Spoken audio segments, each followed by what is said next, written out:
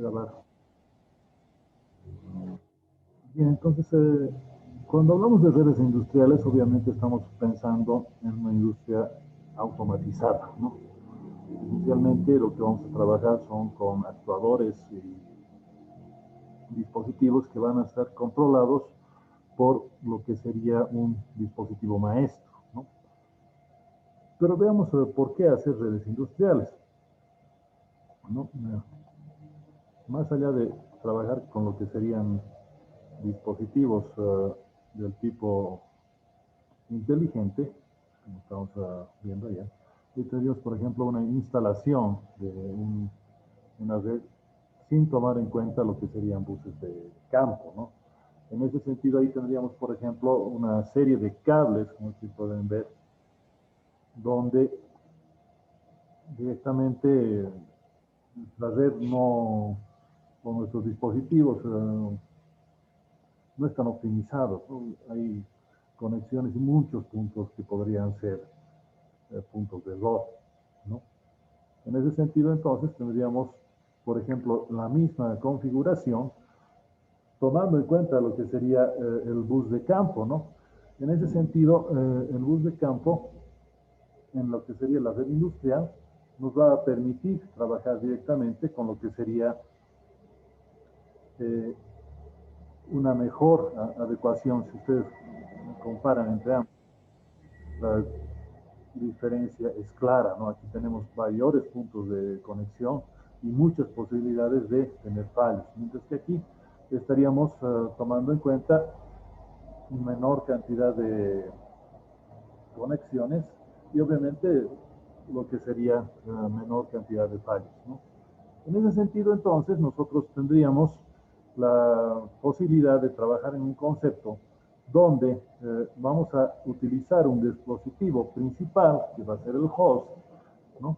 Este host directamente estaría siendo el maestro de nuestra red, de tal manera que los distintos equipos estarían conectados a buses de campo que están siendo controlados por el maestro, ¿no? Entonces se minimiza lo que es el cableado y se puede maximizar lo que sería la eficiencia, ¿no? Donde alimentaríamos con una sola fuente de alimentación a todo lo que sería la parte de control de nuestros esclavos, ¿no? Entonces ahí estaríamos hablando de una conexión conceptual que estaríamos manejando, que sería el maestro esclavo. ¿Y cómo van a ser estos distintos esclavos, ¿no? Esto, por ejemplo, es una bus tipo ANSI, ¿no? Entonces, lo que vamos a tener es directamente un conector de pinza que lo va a ir a morder a los dos conectores y vamos a tener un cable plano prácticamente. En este caso estaríamos dando ejemplo de lo que es la red ANSI, ¿no? Y tendríamos lo que sería, por ejemplo, el conector como tal, ¿no? Que estaríamos manejándolo en lo que sería una tipo pin. Entonces, simplemente por dos conexiones vamos a trabajar en lo que sería la topología tipo bus, ¿no? Aquí tenemos un par de ejemplos en lo que sería esta red, ¿no? En este caso estaríamos trabajando con una entrada y salida, ¿no? Por ejemplo, este es un dispositivo que va a trabajar con dos interruptores, tres salidas, nos va a avisar directamente aquí la alimentación y aquí vamos a tener cuatro dispositivos que pueden ser controlados, ¿no? Realmente este tipo de dispositivos industriales o va a ser potenciométrico tipo PT100 o va a ser, por ejemplo, lo que sería nivel de actuador, ¿no? Puede ser neumático, por ejemplo, digamos, cilindros, válvulas, etcétera, hidráulico con lo mismo, lo que sería electroneumáticos, podríamos directamente hacer una combinación, ¿no? También podríamos a través de ello manejar arrancadores o algún otro dispositivo que controle motores, etcétera, etcétera, ¿no? En este otro segundo ejemplo estaríamos trabajando directamente, igual con cuatro salidas, pero En este caso solamente estamos utilizando tipo pinza en un solo dispositivo, ¿no? Entonces le está mordiendo acá directamente y lo que tenemos es un manejo de bus de campo, ¿no? Entonces en este caso ANSI. Obviamente no son los únicos dispositivos, tenemos Profibus, Modbus, aquí por ejemplo estamos viendo lo que sería por dentro un nodo, ¿no? Directamente aquí tenemos una posición en la que se va a conectar la red, tendríamos lo que es el regulador de potencia. En el caso de la red vamos a manejar un transceiver, ¿no? Que va a ir a un módulo de comunicaciones y directamente va a trabajar lo que sería el firmware, ¿no? Que estaríamos hablando en lo que es el modelo OSI, por ejemplo, que hemos hablado anteriormente, de las capas 1 y 2, ¿no? El protocolo de firmware estaríamos apuntando directamente en las capas 3 a 6, ¿no? Recordando un poquito las capas OSI, ¿qué significaría la capa 1 y 2? Estaríamos hablando de la capa física, que va a controlar el medio como tal, y lo que sería el enlace como tal, ¿no? Es decir, la velocidad y la posibilidad de conexiones. Y lo que sería el firmware en la capa de red, que sería la capa 3, estaría dando un direccionamiento a este dispositivo como tal. Estaríamos manejando lo que sería la parte de transporte de paquetes, entonces estaríamos trabajando con la capa 4 de OSI. Estaríamos estableciendo la sesión entre el maestro y el esclavo. En este sentido, entonces tendríamos que trabajar en lo que sería la capa de sesión y tendríamos un trabajo de un formato específico de lo que estaría entregando este dispositivo. En esto estaríamos hablando de la capa de presentación, ¿no? La capa 7 ya la vamos a dar directamente el control al usuario a través del maestro, ¿no? Entonces el nodo de red no lo maneja lo que sería la capa de aplicación como tal de OSI. Lo que es el acondicionamiento de entradas y salidas, estaríamos trabajando luego con lo que serían, por ejemplo, contadores, algún driver, algún otro tipo de recursos que estaríamos manejando. Y obviamente aquí tendríamos una inteligencia que le podríamos dar a través de un pequeño CPU que va a manejar RAM, ROM, EPROMs o algún otro tipo de memoria interna del dispositivo en la red, ¿no? Y obviamente tendría aquí un programa específico, es decir, el nodo también es inteligente, se lo puede programar para que reaccione a ciertos estímulos, a ciertas entradas, a ciertas condiciones de salidas que podría tener o de entradas, si tenemos alimentación también, etcétera, etcétera, ¿no? Entonces ahí tendríamos lo que sería base de un nodo de red. Bueno, este es un ejemplo de red nada más, ¿no?